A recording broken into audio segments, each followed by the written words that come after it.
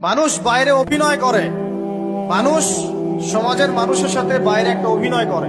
কোন কোন ক্ষেত্রে আমরা নিজেরাই নিজেদের সাথে অভিনয় করি। কথা সাহিত্যিক হুমায়ুন আহমেদের নাম শুনেছিলেন? শুনেছেন? ইন্তেকাল করেছেন।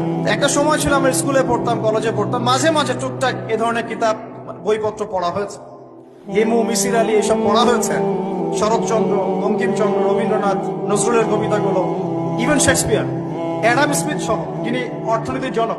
যাই হোক, তিনি তার বইয়ের মধ্যে লিখেছিলেন যে এই পুরো দুনিয়াটা হচ্ছে অভিনয়ের মঞ্চ। কথা সাহিত্যিক তিনি বলছেন তার মতো করে এই পুরো দুনিয়াটাই অভিনয়ের মঞ্চ, আর আমরা সবাই নিজ নিজ জায়গায় অন্যের সাথে অভিনয় করছি। কোন কোন ক্ষেত্রে আমরা নিজেরা নিজেদের সাথে অভিনয় করছি। তিনি বলছিলেন আমরা সবাই অভিনেতা, আর সবচেয়ে বড় অভিনেতা হচ্ছে পলিটিশিয়ানরা, কারণ তাদেরকে অনেক বড় মঞ্চ অভিনয় করতে হয়। এটা আমার কথা না, হুমায়ুন আহমেদের কথা। পড়ে দেখেন।